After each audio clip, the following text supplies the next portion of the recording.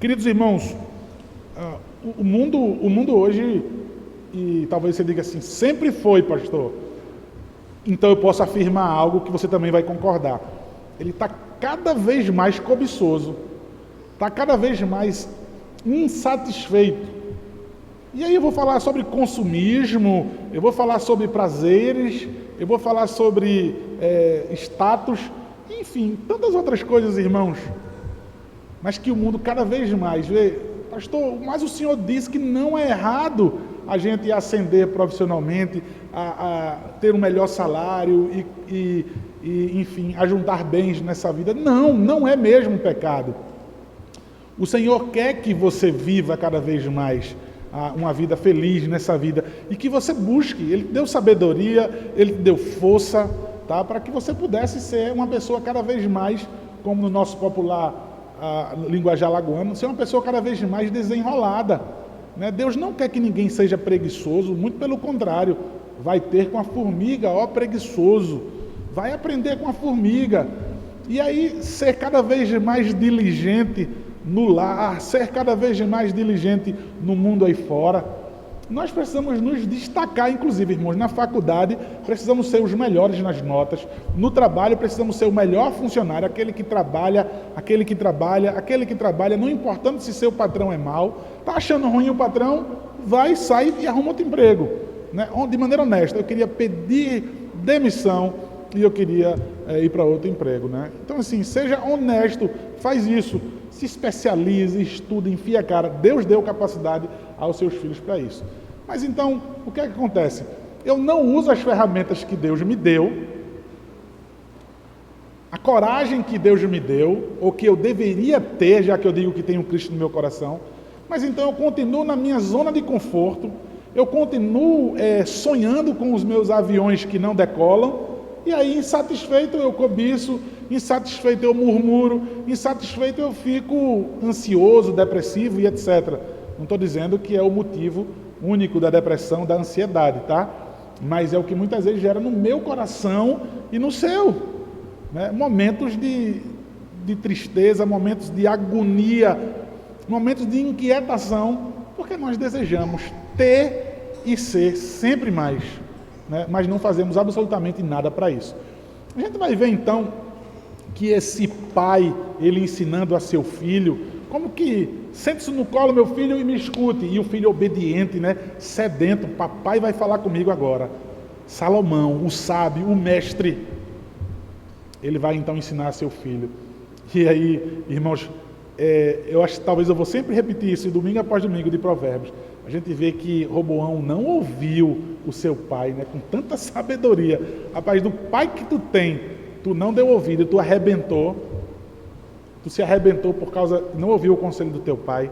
Nós não vamos fazer como Roboão, nós vamos ser filhos sensatos, ser filhos sábios, nós vamos alargar os nossos ouvidos, entendendo que é Deus que fala a nós, que somos os seus filhos, que nós que somos a sua família da aliança, a família do pacto. E nós vamos ouvir então o que Deus tem para falar aos nossos corações. O versículo 6 e o 27, ele vai falar sobre a condição da nossa casa. E aí o versículo 16 e 17, ele vai estar falando sobre o contentamento mesmo, bem próprio do contentamento, sabe? Você está satisfeito com o que você tem, tendo paz, tá? Do que você ter muito, e aquele muito que, na maioria das vezes, traz problemas para você, né? Então, observem, queridos, o versículo 6, mais uma vez, na sua Bíblia. Na casa do justo há grande tesouro, mas na renda do perverso há perturbação. Veja, na casa do justo, na casa do crente, vamos assim, deixa eu só contextualizar bem rápido. Na casa do crente, na casa do perverso, ou seja, na casa do ímpio, na casa daquele que é orgulhoso, daquele que é soberbo, daquele que se acha esperto demais. Então veja, na casa do justo, o justo é aquele que aprendeu de Deus. Foi aquele que disse, o meu prazer está nessa lei aqui, e nessa lei eu medito de dia e de noite. É nessa lei que eu vou crescer por dentro e por fora, tá? E eu vou ser um homem de verdade nessa sociedade, e eu vou ser um homem, eu vou ser uma mulher de verdade nesse mundo. Então, a palavra do Senhor nos ensina a tudo aquilo que eu já falei agora há pouco, a sermos diligentes, a sermos responsáveis, a sermos corajosos, esforçados mesmo, sem que tenha limites, né, para que eu possa cumprir a minha vocação, ou dizendo mais propriamente para os homens, cumprir o seu mandato do qual Deus nos colocou nesse mundo, né, o mandato cultural do homem, veja, de governar, de povoar a terra, e de ter também aquela sua auxiliadora idônea que foi vocacionada para ele, né? Sem ela, o homem não vai conseguir cumprir o seu mandato. Então, a palavra do Senhor ensina como homem e como mulher eles devem viver. Se eles vivem cabalmente aquilo que a palavra do Senhor manda, esse homem, ele é um homem justo. Ele é como Natanael, né? Será que Deus pode dizer isso de mim nessa manhã, como Natanael? Rapaz, um verdadeiro israelita, não é porque é circuncidado, né? Eu já via você, Natanael. E como é que você sabe? Como é que você pode dizer essas coisas de mim? Veja, eu sou Deus. Antes você está debaixo daquela árvore ali, eu já lhe conheço. Mas que coisa incrível de Deus dizer de um homem. Veja, se nós somos pecador, imperfeito e limitado como Natanael, mas de Deus dizer isso sobre nós podemos ter certeza que na nossa casa há um grande tesouro, muito além do que bens materiais. Porque, irmãos, veja, o que é um tesouro para mim e para você? Vamos falar de bens. Vamos falar de bens. O que é um tesouro para mim e para vocês? Veja, se eu for dar o meu exemplo, tudo o que eu tenho na minha vida, eu entendo, sem nenhuma falsidade, sem nenhuma mentira, eu entendo que eu tenho demais. Quando alguém vem dizer assim, mas cadena a tua casa, cadena a tua família, vamos falar de bens, né? Família não, mas vamos falar do que eu tenho. Aí eu digo, rapaz, eu uso uma palavra que eu sempre temo dizer isso, né? Eu temo dizer, Deus exagerou. Por que eu temo dizer que Deus exagerou? Porque por um lado eu quero dizer que Deus me deu muito mais do que de fato eu merecia. Mas eu tenho medo de estar dizendo exagerou e que Deus errou a conta, né? Que de fato, por isso que eu tenho temor de dizer isso, que de forma nenhuma. Mas eu não consigo entender a bondade de Deus. Eu tenho mais do que eu preciso, do que eu mereço, né? Mas aí Deus mostra a sua bondade. Se eu for mostrar na minha família, minha esposa, minhas filhas, eu digo, rapaz, eu posso dizer que é graça. Mas veja, alguém sempre vai querer um carro melhor, alguém vai sempre querer uma família com mais filhos, né? Eu tenho sempre dito aqui para os jovens na igreja, inclusive, muito cuidado com o encanto. Eu não quero desestimular você ter 10, 15 filhos, não. Não quero desestimular, mas muito cuidado com a vaidade de querer simplesmente cobiçar ser aquilo que você vê na internet. Né? Aquele homem com 20 filhos e tal, e você, junto com a cobiça, você não introduz o trabalho, né, diligente e amoroso que você vai ter que ter para cuidar da sua família, que é prazeroso e é maravilhoso. Por favor, minha esposa e as outras demais mães aqui, né? Eu não estou dizendo nada contrário disso. Só estou dizendo que um jovem menino, uma jovem moça, né, ele pode simplesmente querer cobiçar ter uma família igual a dos outros e simplesmente ele depois não querer assumir as responsabilidades que tem para isso, tá? Então veja, a satisfação de que Deus nos dá. É errado, pastor, querer ter mais e ter o melhor? Não é pecado, tá bom? Deus dá porções diferentes, Deus dá uma porção a você e Deus dá uma porção diferente para mim. A questão é eu querer ter igual a sua. A questão é eu querer cobiçando, né? Mas o Senhor me dá, pelo meu trabalho, pelo suor do meu rosto, Deus tem me dado, aleluia. Deus tem te dado para que você viva cada vez melhor. Deus tem te dado, inclusive, para que você ajude seu irmão. Mas, irmãos, veja, esse tesouro não significa apenas bens materiais. Esse tesouro significa a utilidade deles. Para que tu usa esses bens? Com que é que tu tem usado esses bens que o Senhor tem te dado? E aí, sem que eu me estenda muito nesse versículo só, dizendo que é sim aquilo que Deus dá, a porção que Deus me dá, pela honestidade do meu trabalho, é sim um tesouro. É sim, o pão de cada dia é um tesouro que Deus me dá. porque Ele me dá esse pão de cada dia sem perturbação. Porque o montante que Deus me deu, a porção que Deus resolveu dar a mim, e eu possa conceder à minha família, é uma porção que não tem inquietação. É uma porção da qual eu tenho paz. Veja, é um pão mesmo, é um pãozinho com manteiga, é um pãozinho com ovo, é um arroz com ovo, mas veja, como é que está o meu lar, quando os rebentos da oliveira sentam ao redor da mesa, ou então quando está o marido e a mulher ali, veja, é o tesouro quando essa refeição é feita com paz, quando se usufrui aquilo que tem com paz. Então o tesouro está além do bem, né, material, está sim. Mas veja, ele quer dizer que o tesouro é quando esse bem é bem utilizado. Quando esse bem ele é bem recebido. Ele diz, agora veja, a renda dos perversos. Ele quer dizer, até os frutos de um homem não crente, ele diz, há perturbação. Veja, um não crente, ele consegue trazer para a casa dele muito mais do que você. Ele consegue juntar muito mais do que você, ter melhor do que você a casa, o carro, ter a quantidade de filhos maior. Mas veja, há uma perturbação ali na casa dele. Isso faz com que você deseje, isso faz com que você pense, né? O que é que de fato eu desejo e para que utilidade é que eu tenho, né? Ele vai dizer, olha, na casa do crente ele tem um tesouro, não importa a quantidade. Veja, não importa se muito ou se pouco que o crente tem, aquilo ali é uma fortuna. Aquilo ali é uma fortuna, aquele pouco que ele tem.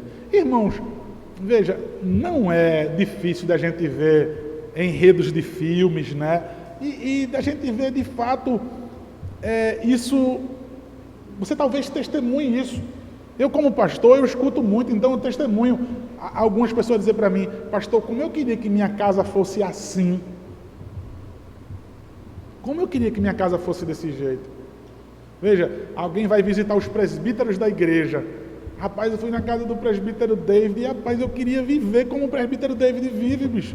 Eu queria viver como o presbítero Caio vive, como o presbítero Pedro vive. Eu queria viver como os oficiais de nossa igreja, ou como os homens piedosos da nossa igreja. Como eu queria, pastor, mas não. Eu vivo num lar onde meu irmão é meu inimigo, onde meu irmão vive me atacando, eu ataco ele porque ele me provoca. Então, meus pais vivem se degladiando dentro de casa, não tem paz. E aí eu presencio isso, dizer, meu Deus do céu, tudo que aquela pessoa queria era paz. Ele não queria aquele carro, ele não queria aquela casa toda, ele não queria aquela roupa de marca toda, né? Mas, de fato, a renda, a receita, os bens, né? Tudo que aquela família tem inquietação naquilo. Então, ele amarga aquela renda dele, tudo aquilo que ele possui, ele amarga, ele tem um desgosto. Isso não adianta de nada. Observe, queridos, observe, versículo 16 e 17 agora juntos. Melhor é o pouco havendo o temor do Senhor, do que grande tesouro onde há inquietação. Irmãos, no versículo 6 e 27, ele está falando sobre a casa. Deixa eu dizer agora e daqui a pouco eu digo.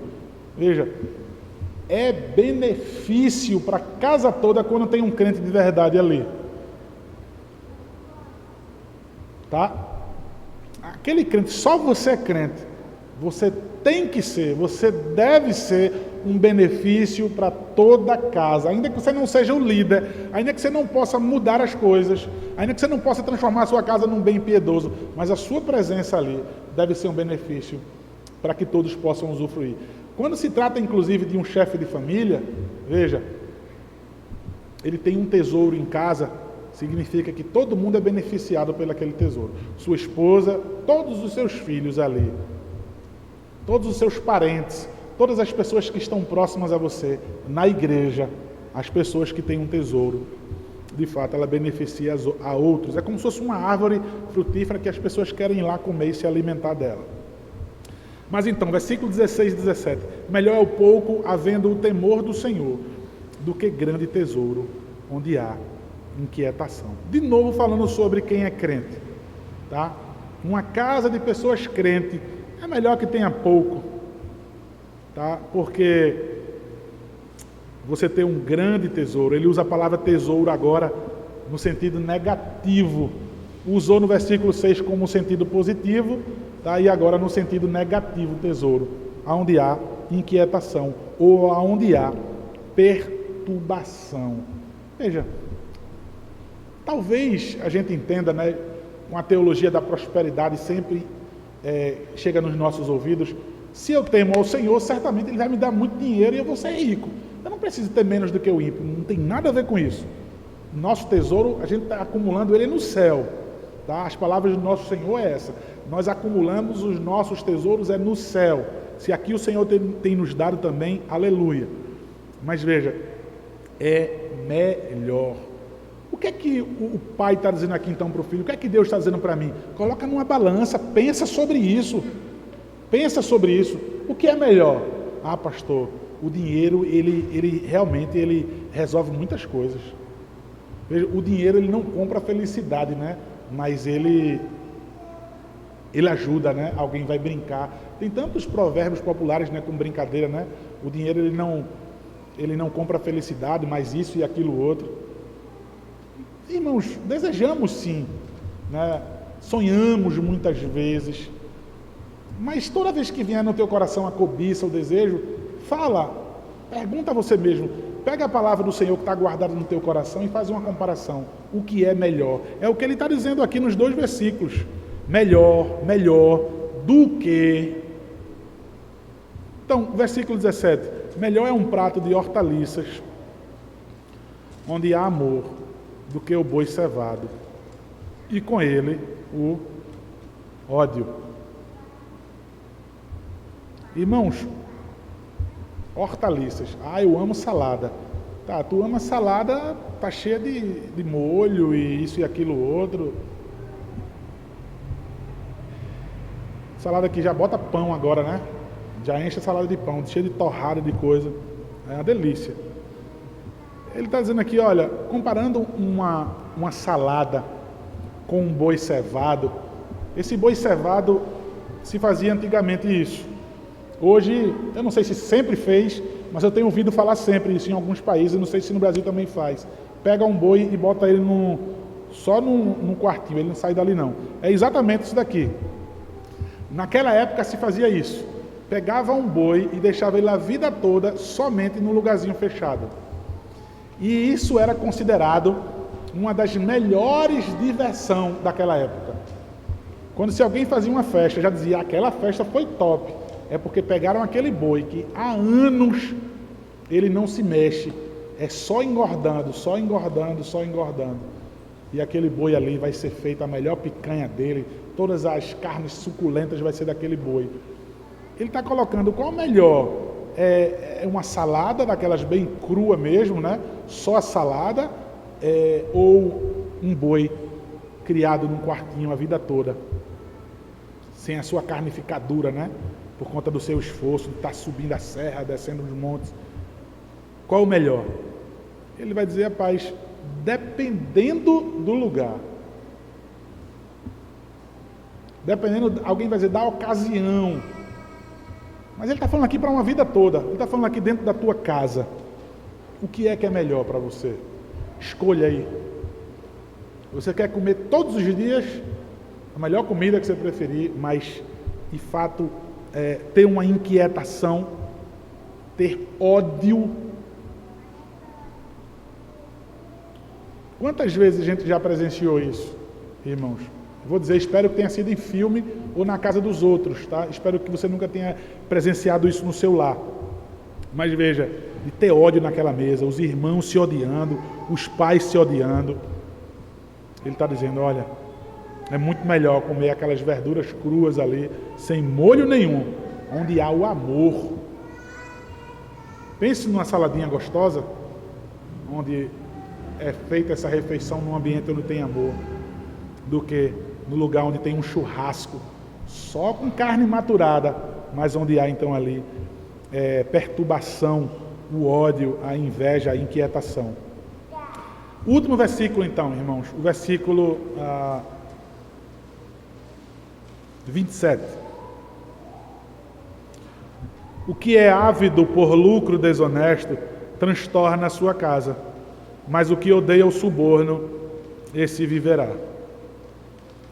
Esse ávido aqui, por lucro desonesto, é aquele que é cobiçoso, é aquele que acorda cedo pensando em como conseguir dinheiro fácil, de como vou pisar em alguém, como eu vou enganar alguém, como eu vou fazer até para enganar a autoridade civil, né? Como é que eu posso fazer para burlar as leis e ganhar mais dinheiro? Ele vai acordar cedo e dormir tarde pensando em como conseguir dinheiro para atender os seus desejos. Ele é ávido, ele é desejoso por demais de lucro desonesto. Olha o que ele vai dizer, aquilo que eu falei agora há pouco. A sua casa vai sofrer com ele. Versículo 16 e 17 já fala, você prefere o quê? Como é que você quer a sua casa? Você prefere bens ou prefere a paz e o amor na sua casa? E aí o 6 e o 27 vai estar dizendo, olha, cuidado então, como você deseja, de que maneira você vai correr atrás então desses bens, como você vai utilizá-lo. Então ele diz, olha, é desejoso, é cobiçoso por lucro desonesto, essa pessoa vai fazer mal a ele e vai fazer mal à casa dele toda. Mas o que odeia o suborno, esse vai viver. Esse viver aqui não é simplesmente porque ele vai ser pego numa desonestidade e vai morrer, não. Não é somente nisso, tá bom? Ele quer dizer que essa pessoa não vai ter vida. Essa pessoa vai viver sempre inquieta e perturbada com problemas que vão consumir a sua mente e o seu coração completo. Irmãos, quando Paulo escreve a Timóteo, no capítulo 6, ele vai dizer, de fato, grande fonte de lucro, versículo 6 ao 10. De fato, grande fonte de lucro é a piedade com o contentamento. Porque nada temos trazido para o mundo, nem coisa alguma podemos levar dele. Tendo sustento e com o que nos vestir, estejamos contentes. Ora, os que querem ficar ricos caem em tentação e cilada, e em muitas concupiscências insensatas e perniciosas, as quais afogam os homens na ruína e na perdição. As quais afogam os homens na ruína e na perdição. Porque o amor do dinheiro é a raiz de todos os males. E alguns, nessa cobiça, se desviaram da fé e a si mesmos se atormentaram com muitas dores. E sabe o que é que me enche de temor? É porque ele fala que alguns homens se desviaram da fé, ou seja, isso pode acontecer com você que se diz que é crente, com você que tanto já ouviu a palavra do Senhor, mas você deseja, você é ávido por lucro, que você vê que não vai conseguir, você vê que o tempo está passando, eu vou procurar outra maneira então de conseguir o meu lucro. E aí de maneira desonesta você vai adquirir o seu lucro. Irmãos, tudo isso por causa da cobiça, tudo isso por causa do desejo desenfreado, insensato e pernicioso.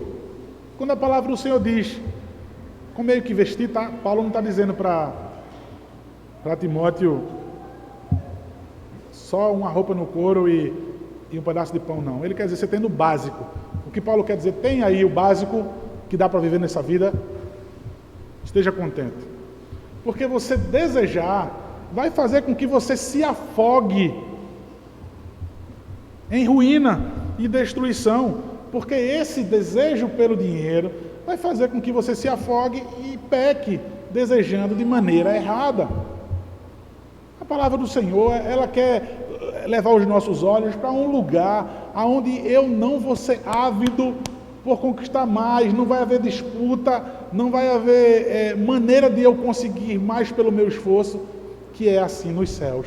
a minha porção está reservada, a minha porção está garantida, a minha herança, o meu lugar, a minha moradia nos céus. Mas quanto a essa vida, o tempo todo Deus quer falar para que você tenha cuidado. Então veja, pense no que é melhor para você. Esses dois versículos nós vimos, 16 e 17. E o versículo 6 e o versículo 27, vejam só, a maneira como você os busca, a maneira como você os utiliza, vai trazer benefício para você e para todos os seus, para todo mundo que está próximo a você, ou vai trazer perturbação e inquietação à sua família, à sua casa, ou a todos os que estiverem próximos a você. Irmãos, porque nós sabemos que o dinheiro, que os bens, eles trazem também, muitas vezes, dependendo da maneira como eu uso ou da maneira como eu os adquiri, essas duas coisas. Como foi que eu consegui esse dinheiro? Tá? E como é que eu tenho usado? Ele pode trazer dor de cabeça. Junto com o dinheiro, junto com a renda, junto com o tesouro, pode vir dor de cabeça, pode vir perturbação e inquietação, de maneira que eu não vou desfrutar de absolutamente nada disso. Será que você tem estado satisfeito, irmãos, com o que você tem? Veja, cristãos reformados, nós não somos adeptos da teologia da prosperidade, tá? A palavra do Senhor nos ensina como a gente deve correr atrás daquilo que a gente tanto deseja nessa vida, né, do nosso lugar ao sol. Sabemos disso, pela palavra do Senhor, disse aqui, o justo ele é ensinado, então, somente pela palavra do Senhor. Mas veja, irmãos, como é que tem estado o teu coração? Para a palavra do Senhor, essa manhã, vim falar para você especificamente. Veja, para que nessa manhã o Senhor tivesse conduzido você aqui, justamente para que você possa dizer o que é melhor, e o que eu tenho, como eu tenho usado, e para que eu quero mais. Será que como um crente eu tenho sido um promotor da paz na minha casa? Será que como um crente, veja, eu não posso trazer dinheiro para dentro de casa, mas como um crente eu sou o promotor da paz e do amor de Cristo nessa casa? Será que eu tenho sido sábio desse jeito, para não trazer talvez dinheiro, mas para trazer a palavra do Senhor para aquele lar, inclusive não somente verbalizando, mas vivendo a palavra? Será que eu tenho sido isso? Será que eu tenho me preparado disso? Será que disso eu tenho me enriquecido para beneficiar a minha casa e todos aqueles que estão ao meu redor? Irmãos, nós vimos então que o fato de ser crente, eu vou beneficiar toda a minha família, eu vou ser um tesouro para a minha família. E sendo um desobediente, até os meus frutos que eu consegui trazer vai ser dor de cabeça. Eu vim também que o contentamento com um pouco, né, e tendo paz, tendo o amor do Senhor ali, eu vou ficar bem tranquilo, eu vou ficar em paz, né, aprendendo o contentamento. E não ser cobiçoso, tá? Não estar acordando e dormindo pensando em querer ter e ser mais, a não ser adquirir cada vez mais o tesouro da sabedoria, que é Cristo Jesus. O apóstolo Paulo, além de escrever a Timóteo também, ele escreveu a uma igreja, Filipenses, com toda alegria, com todo o tom alegre que Paulo escreve nessa carta. Talvez você diga assim, não tem nenhum motivo para Paulo estar feliz nessa carta. No capítulo 4 de Filipenses, se você quiser abrir, capítulo 4, a partir do versículo 10, do 10 ao 13, Paulo diz assim: alegrei-me sobremaneira no Senhor. Veja, olha a expressão que ele usa, alegrei-me sobremaneira. Eu estou alegre de uma maneira inexplicável no Senhor, ele diz, porque agora, uma vez mais, renovaste a meu favor o vosso cuidado, o qual também já tinhais antes, mas vos faltava oportunidade. Digo isto não por causa da pobreza, porque aprendi a viver contente em toda e qualquer situação. Tanto sei estar humilhado, como também ser honrado. De tudo e em todas as circunstâncias já tenho experiência, tanto de fartura como de fome, assim de abundância como de escassez. Tudo posso naquele que me fortalece. Filipenses 4,13 não pode ser usado para que eu passe num concurso público sem estudar. Tudo posso naquele que me fortalece. Você escolhido pelo RH, sendo menos capaz do que os outros que não têm Deus, dos outros ímpios. Isso não significa, tá, que eu não posso fazer aquele que me fortalece desonesto. Mas eu posso estudar cada vez mais, eu posso me esforçar cada vez mais.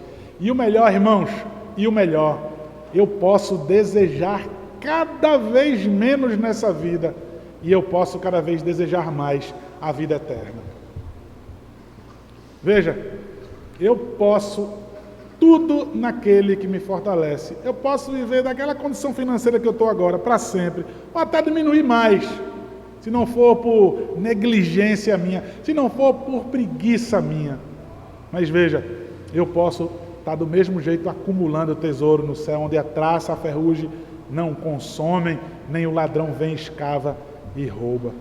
Veja, o apóstolo Paulo, nesses versículos, ele diz que está de uma maneira incrivelmente alegre no Senhor, e aí no 13 ele diz, em Cristo Jesus, aquele que ele fortalece.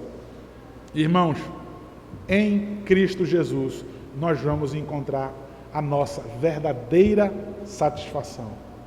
Não simplesmente pronunciar esse versículo como palavras mágicas, tá?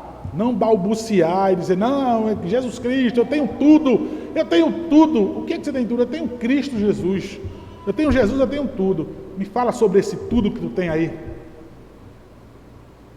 Você diz que tem tudo, muito mais do que riqueza. Me fala sobre a tua riqueza, então. Me fala sobre esse teu tesouro que tu diz que é Jesus. Você vai ser envergonhado. Você vai ser envergonhado, porque isso é uma palavrinha mágica gospel, que foi inventada pela igreja moderna. Isso é superstição. Você ficar dizendo que tem um tesouro, que Jesus Cristo é tudo, quando você não conhece nada absolutamente de Jesus. Nada, absolutamente nada. Você vai continuar sendo pobre e mentindo para as pessoas. Você vai continuar sendo cobiçoso e mentindo para as pessoas e dizer que está satisfeito. Vai continuar sendo um preguiçoso, um covarde, porque não quer se esforçar para melhorar as coisas nessa vida e dizer, não, porque eu estou satisfeito.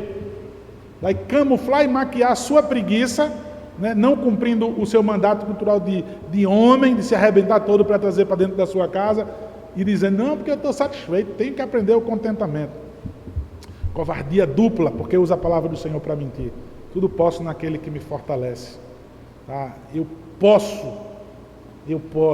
ser cada vez mais corajoso, suar cada vez mais, e eu posso também desejar cada vez menos. Que assim o Senhor nos ensine o contentamento.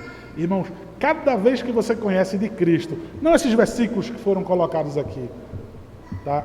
Mas eu conhecer o ser de Deus, eu conhecer de fato a profundidade, a grandiosidade, o valor da salvação em Cristo, de uma vida piedosa, eu vou de fato ser uma pessoa cada vez mais desprendida dessa vida e amar cada vez mais a vida eterna. E ainda que o Senhor me dê nessa vida, eu vou saber como usá-lo para a glória dele. Amém, irmãos? Tudo posso naquele que me fortalece. Que o Senhor lhe abençoe, meu irmão e minha irmã.